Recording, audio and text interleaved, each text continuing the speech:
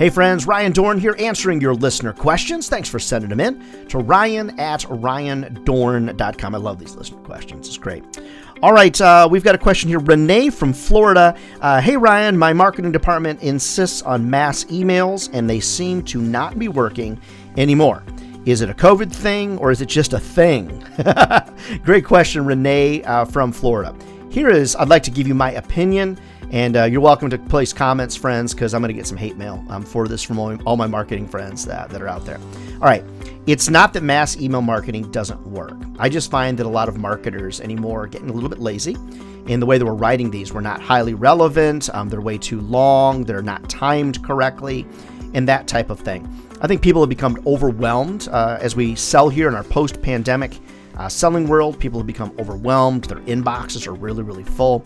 So I do like mass emails. I just feel like they need to be highly relevant, highly focused, really, really targeted. Like, for example, if you're sending out a mass email to people in various time zones, rather than just have it send at one specific time, have it hit in the time zone at a time where you're going to get the best open rate. Like, for example, let's just say every time I send out an email, which does happen, I get a good response at 2:15 p.m. Well, why not use my email service provider, if you're using one that does this, to time zone separate this out?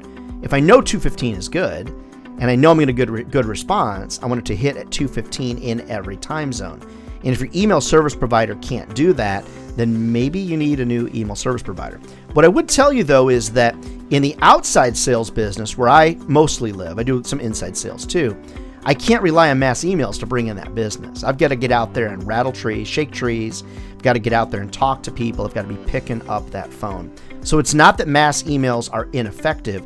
I have just found that we might need to tweak on those and think about them a little bit, maybe change up when they're sent, how they're sent, who's sending them, who they're coming from. So if they're dropping in effectiveness below like 17%, which is moderately standard for sales emails, just rethink it. And I'm not hating on my marketing friends out there. I'm just asking us all to kind of rethink this, recalibrate, and reset as we look to be selling here in a post-pandemic sales world. So Renee from Florida, thanks so much for your questions. Send in to ryan@ryandohrn.com. Hey friends, love to speak at your upcoming sales conference, train your teams virtually. Head over to ryandohrn.com. Happy to give you a quote on that. And just remember, friends, if sales was easy, everybody would be doing it.